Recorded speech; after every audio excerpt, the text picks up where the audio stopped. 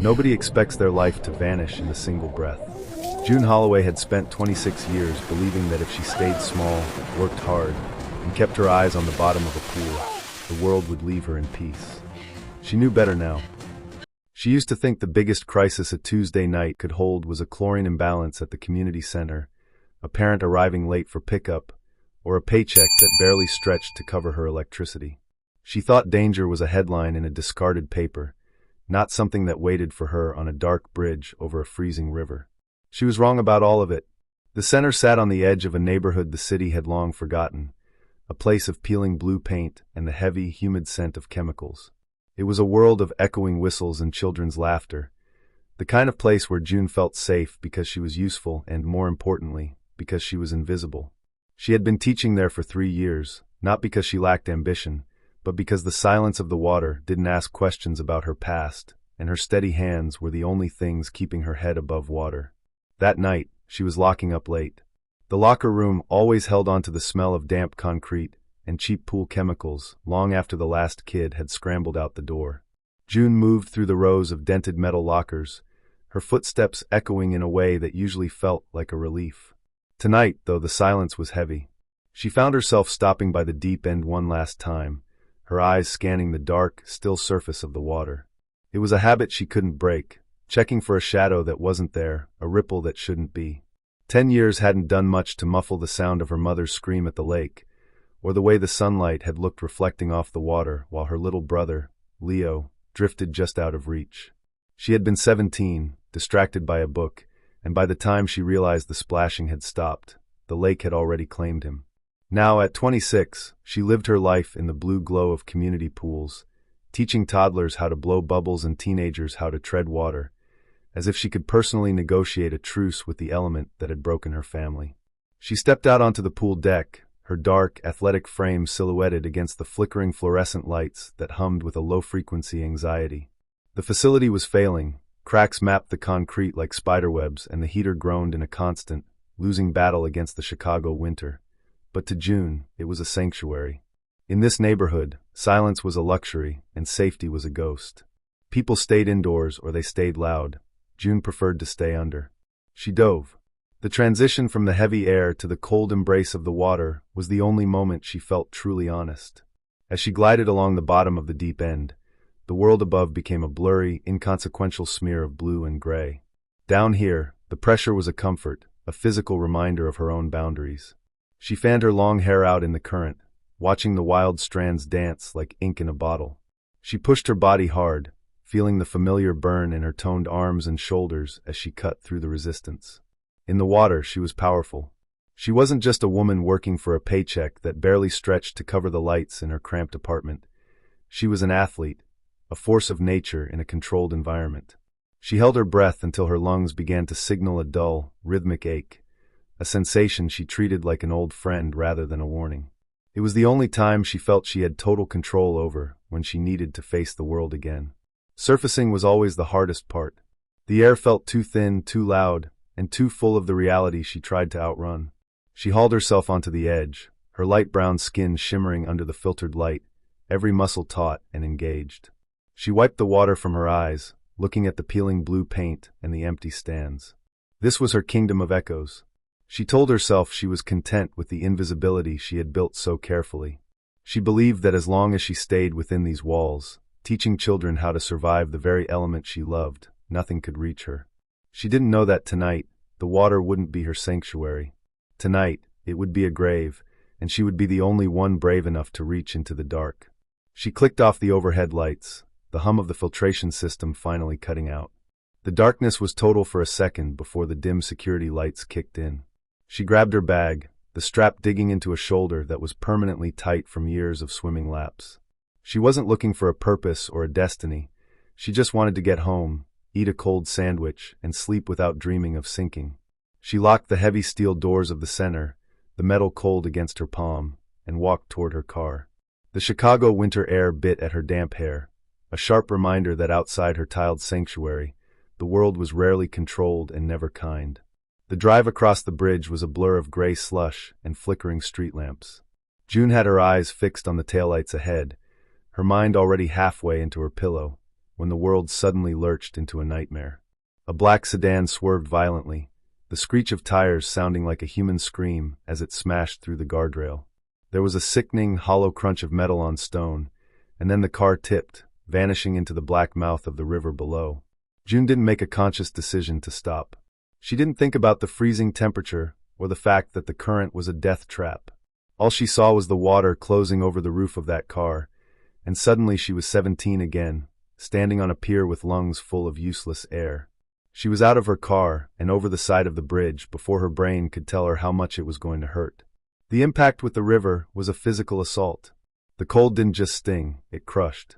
It felt like her bones were vibrating, her heart stuttering in her chest as she fought to keep her orientation in the murky dark. The impact was a wall of ice that stole the air from her lungs. Below the surface, the world was a murky, terrifying blue. She dove, her eyes burning as she searched for the glow of headlights. She saw the headlights of the sinking car, two dying eyes fading into the depths. June swam toward them, her muscles screaming as the cold tried to paralyze her. When she found the car, it was tilting dangerously, the nose already buried in the silt.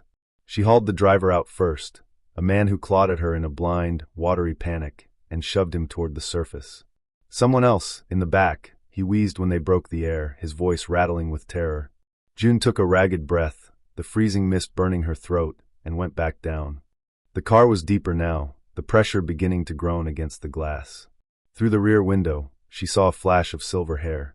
The woman inside was perfectly still, her pale face looking like a marble statue in the dying light of the dashboard. June's lungs were screaming, a sharp, rhythmic pounding behind her eyes, but she didn't let go. She couldn't let go. She jammed her foot against the door frame and pulled with everything her athletic frame had to give. She dragged the woman onto the jagged concrete of the riverbank, her hands so numb they felt like blocks of wood. There was no pulse, no breath. The woman's skin was a terrifying, translucent blue. June dropped to her knees, her wet clothes heavy as lead, and began to pump the woman's chest. 1, 2, 3. She forced air into the woman's lungs, her own body shaking so violently she could barely stay upright. Not this time, June hissed through gritted teeth, her voice a raw, desperate sob. You don't get this one. She kept going long after her muscles should have failed, long after the driver had slumped into a shock-induced silence nearby. Then a wet, gasping thud of a cough. The woman's chest surged, and her eyes snapped open, dark, piercing, and suddenly very much alive. The adrenaline that had kept June's heart beating and her muscles moving evaporated the second she saw the life return to Katerina's eyes. It was as if the cold finally realized she was human. The freezing water in her clothes felt like lead, dragging her down, and the fire in her lungs turned to a sharp, icy ache. She tried to reach for the driver, tried to say that the woman was breathing, but her voice was gone. The flickering streetlights above her began to spin, turning into streaks of white light that bled into the black sky. Her strength, once so reliable and disciplined, simply gave out. Her hands slipped from Katerina's shoulders, and the frozen concrete rushed up to meet her. As the darkness finally claimed her, June didn't realize that in the world she had just crashed into, her collapse was the final signature on a contract she hadn't intended to sign. Katerina was alive, but June had reached her limit. She was no longer the savior, but someone who desperately needed saving herself. She hit the ground just as the first black SUV screeched to a halt nearby, her consciousness flickering out into the cold Chicago night. When June finally opened her eyes, the world didn't smell like river water or freezing concrete. It smelled of expensive linen, lavender, and the sharp, sterile bite of a high-end antiseptic. She was in a room far too large to be a hospital, lying in a bed with a thread count that felt like a personal insult to her old life. The first thing June noticed wasn't the pain, but the silence. It was a heavy, expensive kind of quiet that didn't exist in her world of rattling radiators and midnight sirens. She opened her eyes to a ceiling that was too high and too white, lying in a bed with sheets so smooth they felt like cool water, a cruel mockery of the freezing river that still seemed to be lodged in her joints. She tried to sit up, but her muscles felt like they had been dismantled and put back together by someone who didn't quite know where all the pieces went. A man was standing by the window. He didn't look like a doctor or a cop. He looked like an accountant for a firm that didn't pay taxes. He didn't offer a name. He just handed her a glass of water and told her it was time to see her home. The drive back to her neighborhood felt like watching a movie of her own life from behind a heavy veil. The windows of the SUV were tinted so dark that the Chicago afternoon looked like a bruised purple. When they pulled up to her apartment building, nothing looked different on the outside. The same cracked sidewalk, the same flickering light over the entryway. But the second she stepped into the hallway, the air felt wrong. Her key turned in the lock with a hollow, effortless click. She pushed the door open and stopped. The breath left her lungs. It wasn't just that her furniture was gone. It was the absence of life. The scuff marks on the floorboards had been buffed away. The faint smell of her lavender detergent was replaced by the sharp, sterile scent of industrial bleach. She walked to the corner where she kept her small desk, the spot where the only photo of Leo used to sit, the one where he was 5 and missing his front teeth. It was gone. The wall was a blank, mocking stare. Every book, every spare towel, even the half-empty carton of milk in the fridge, all of it had been scrubbed away. "Where is it?" she whispered, her voice sounding thin and alien in the empty room. "Where is my brother's picture?" The man didn't answer. Instead, he held out a tablet. On the screen, a news clip was paused. He tapped play. A reporter stood on the bridge, her hair whipping in the wind. "The search for the unidentified woman involved in last night's miraculous rescue has been called off," the woman said, her voice tinny through the speakers. "Witnesses confirm the bystander was dragged under by the current shortly after reviving the passenger. The Cook County Medical Examiner has officially listed her as a casualty of the river. A tragic end to a heroic night." June watched the screen, her heart hammering a frantic, useless rhythm. The report felt like a burial. The Baroness hadn't just moved her things, they had unmade her. To the police, to the swimming center, to everyone who had ever seen her face, June Holloway was at the bottom of the river. She looked at her hands, still red and raw from the cold, and realized she was a ghost standing in a clean room. "My mother," June said, her voice shaking. "She's in a care facility. She needs me." "She's been moved to a private clinic," the man replied, his tone as flat as the bare walls. "Her bills are settled for life. You saved a Barone, Miss Holloway. This is the price of that life. You're dead to the world, but you're safe with us." He gestured toward the door, and June realized the safety he was offering felt exactly like a cage. She walked out of the empty apartment, leaving the last of herself behind.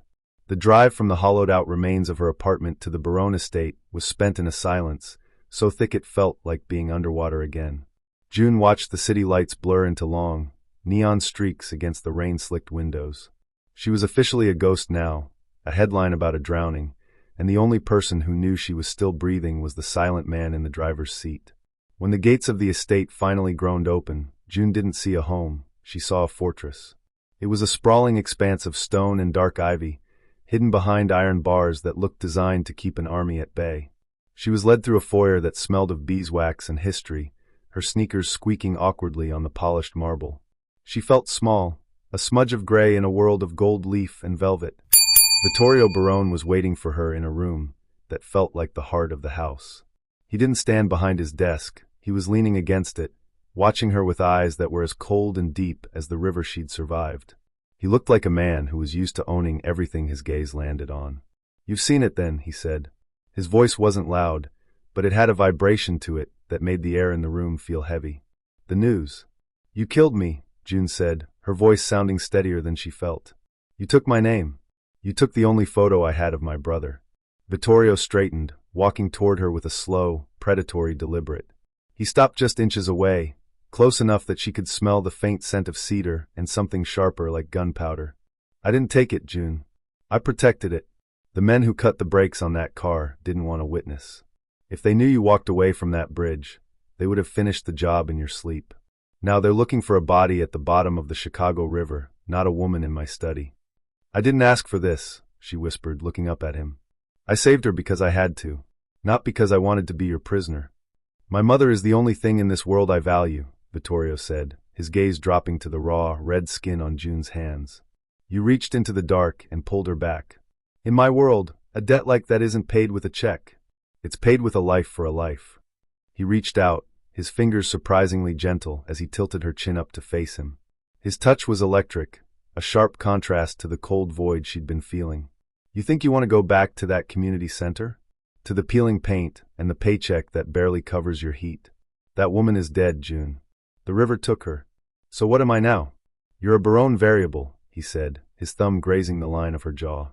"You're under my roof, eating my salt and breathing my air. We don't have a word for thank you here, but we have one for loyalty. You gave my mother her life back. In exchange, I'm giving you a new one. One where you'll never be invisible again. He let go of her, but the weight of his stare remained.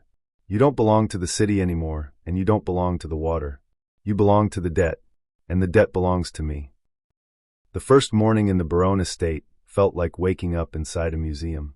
June stood on the balcony of her suite, her fingers tracing the cold, ornate railing.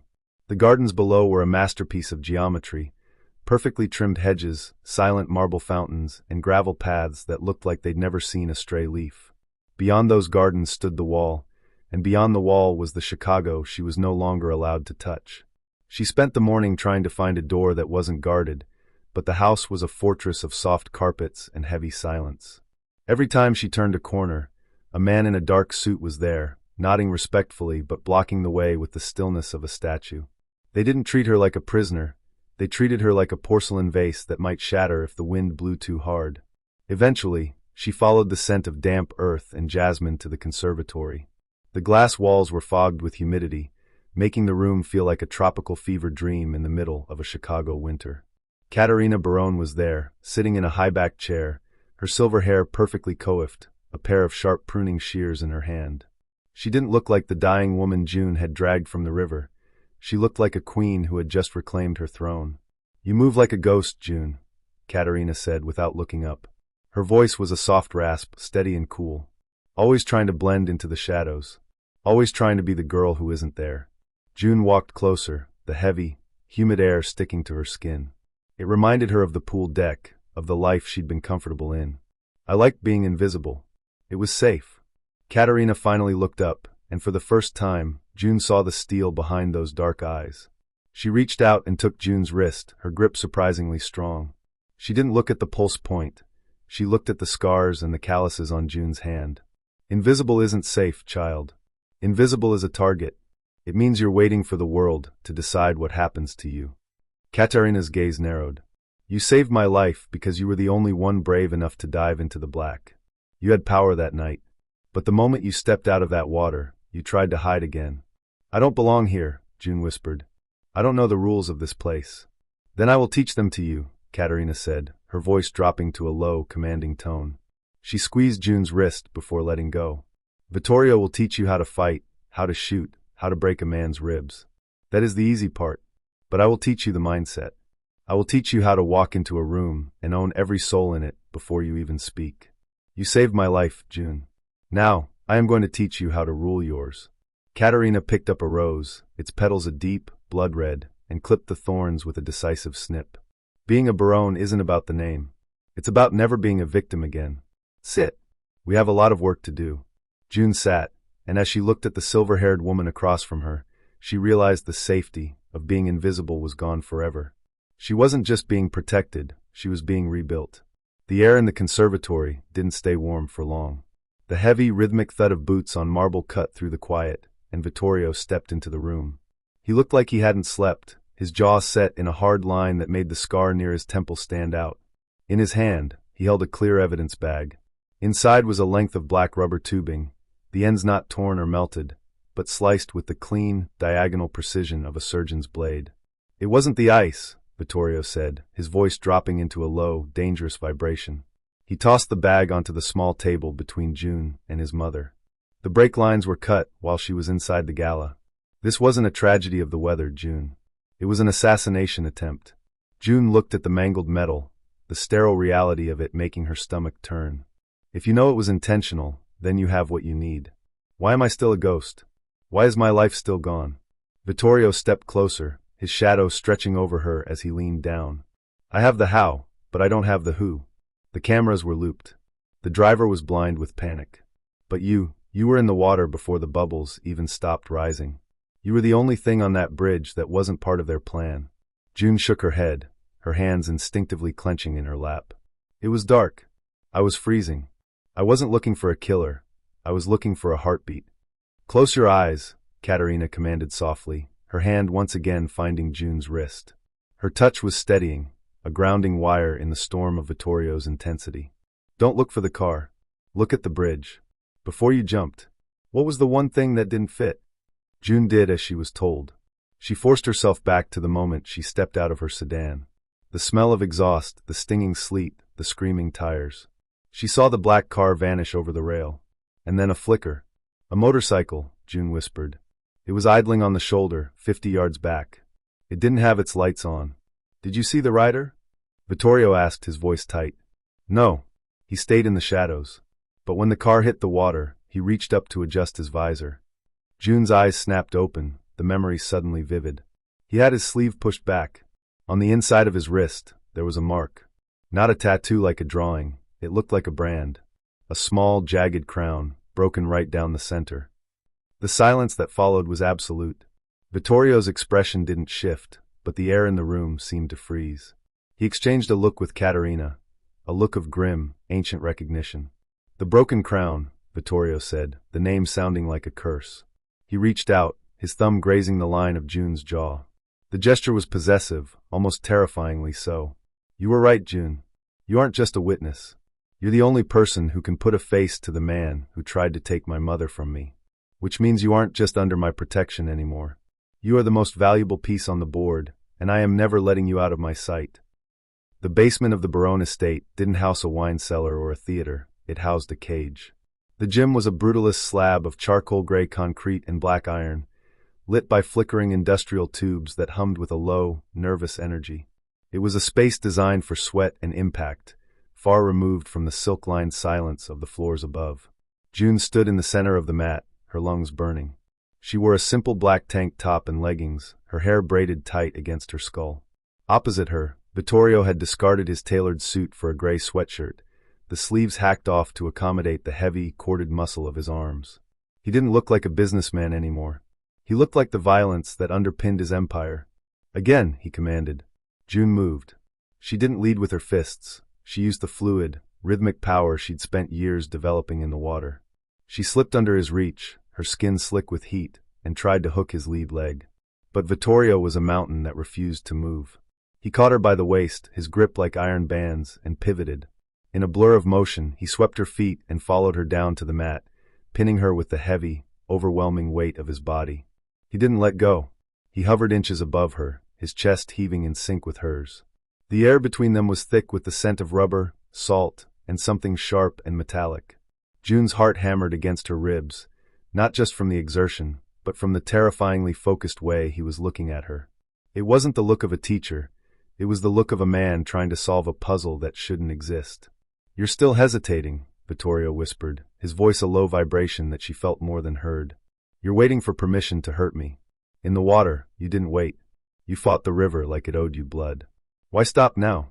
I'm not a killer, Vittorio, June gasped, her hands braced against his shoulders, feeling the heat of his skin through the fabric. I save people. That's what I do. That's all I've ever been. Vittorio's grip tightened, his fingers digging into the mat on either side of her head. He leaned down, his gaze tracing the sharp line of her jaw, his eyes dark with an intensity that bordered on a fever. That's why I'm the one in here with you, June. Not my captains. Not my soldiers. Me. He paused, his breath warm against her ear. Everyone in my life has a price. They're here because I pay them, because I terrify them, or because they want a piece of what I have. They're all bought. Their loyalty is a transaction. He shifted, his knee grazing her thigh, the contact deliberate and heavy.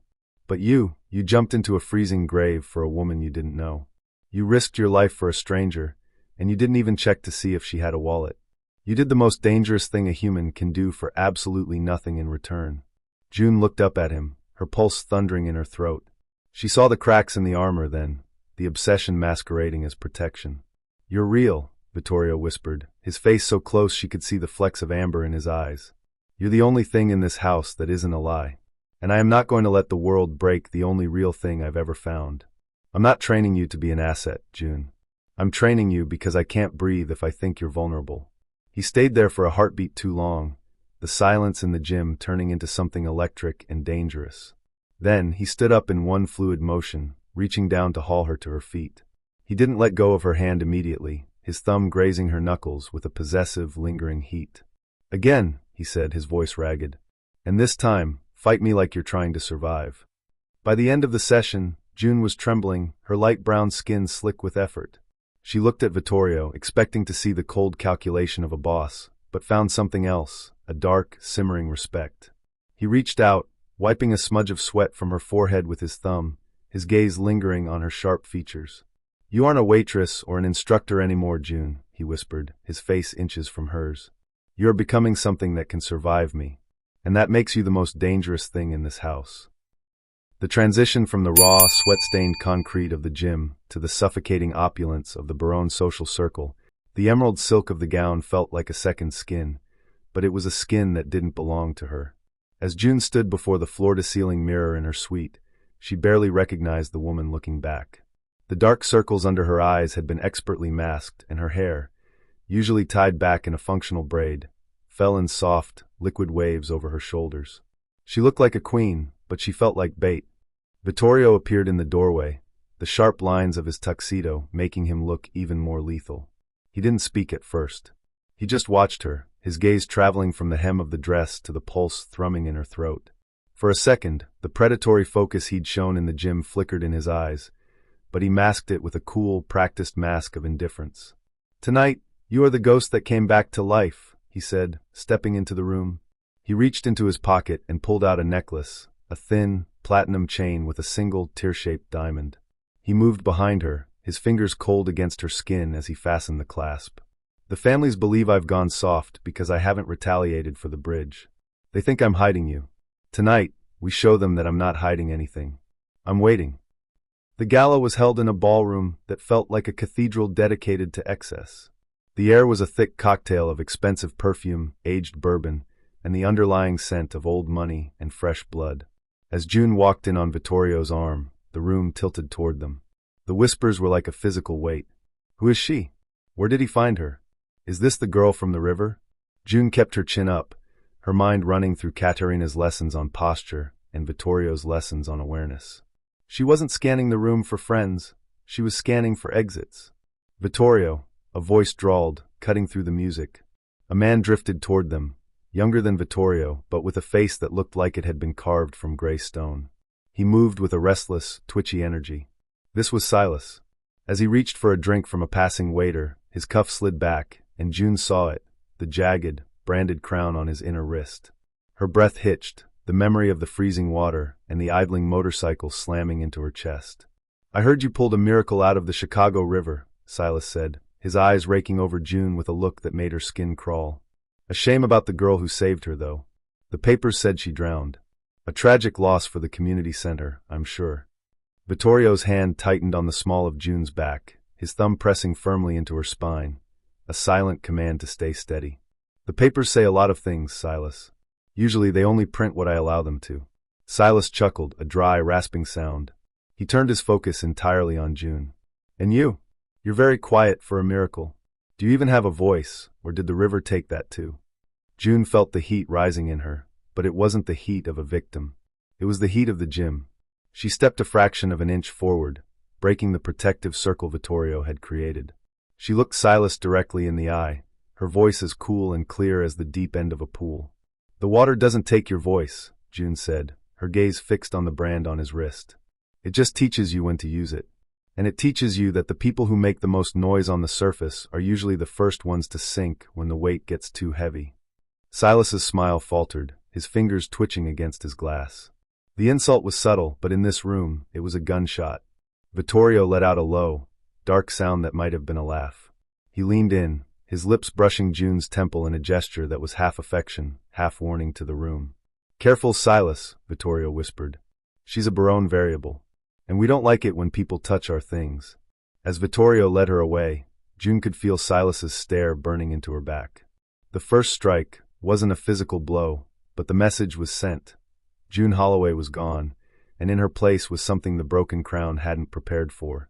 She was no longer a witness to be eliminated. She was a Barone to be feared. The atmosphere in the Barone war room was thick with the scent of gun oil and the frantic, jagged energy of men who were losing a grip on their territory. For 3 hours, Vittorio's captains had been shouting over maps of the Chicago shoreline, their voices a discordant symphony of violence. They wanted to hit Silas's riverside warehouse with everything they had, armored SUVs, flashbangs, and a rain of lead. Vittorio stood at the head of the table, his expression unreadable, but June could see the tension in the way he gripped the edge of the mahogany desk. He looked like a man ready to burn the city down to protect the two women in this house. June stood in the shadows near the heavy velvet curtains, her posture a perfect reflection of Katerina's poise, her mind as sharp as the iron Vittorio had trained her with.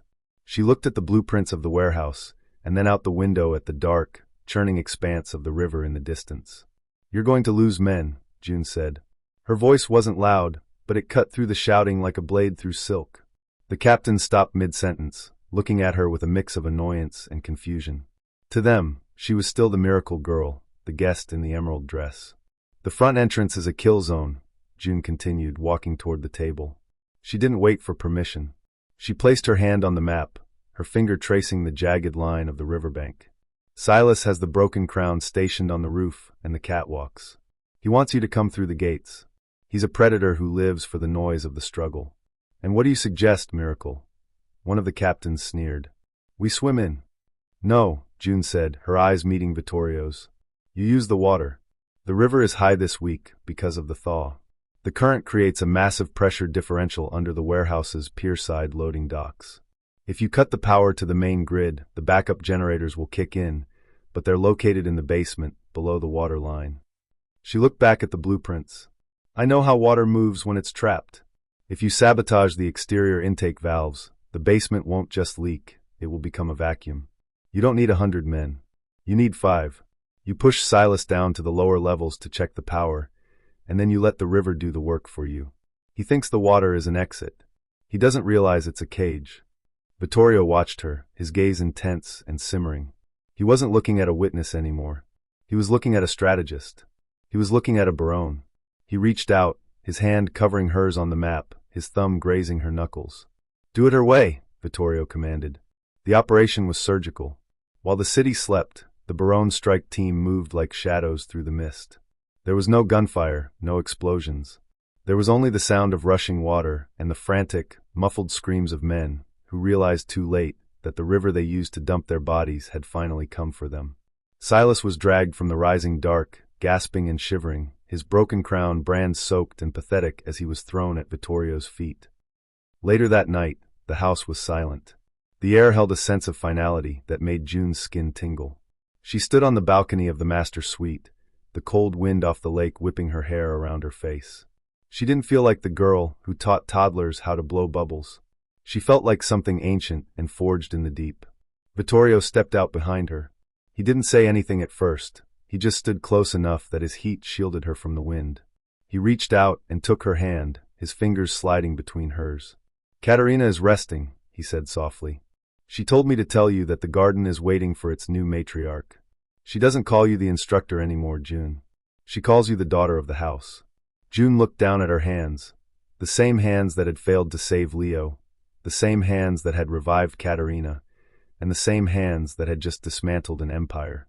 She looked at the gold ring Vittorio was sliding onto her finger, a heavy, intricate band with a crest she now shared. "June Holloway died on that bridge," she whispered, the words a final eulogy for the woman she used to be. She was small and scared and invisible. Vittorio turned her to face him, his hands cupping her face with a possessive, desperate hunger. "And who is the woman standing in front of me now?" June looked into his dark eyes, seeing the reflection of a woman who had finally stopped running from the water and started commanding the storm. "I am the debt you'll never finish paying," she said. Vittorio leaned down, his lips ghosting over hers. "Good, because I have no intention of ever letting you go." As they stood there in the moonlight, the city of Chicago stretched out before them, a kingdom of glass and steel. But deep in the shadows of the estate's gate, a single phone vibrated. A message flashed on a dark screen, sent from a location that shouldn't exist. "The girl is the key. The girl is the weakness. The crown is broken, but the vault is opening. Initiate Phase 2. June felt a sudden, sharp chill, a cold that had nothing to do with the wind. She looked back at the dark river, realizing that while she had mastered the water, she hadn't yet seen what was hiding in the abyss beneath it. The story of June Barone has only just begun. But are you ready to see what happens when the past she thought was erased starts to bleed into her new life? If you want to see part 2 of this story, The Vault, let me know in the comments. If you enjoyed this story of love, betrayal, and impossible choices, don't forget to hit that like button, share this video with your friends, and subscribe to our channel for more heart-stopping love stories just like this. And hey, turn on the notification bell so you never miss the next twist of passion and suspense.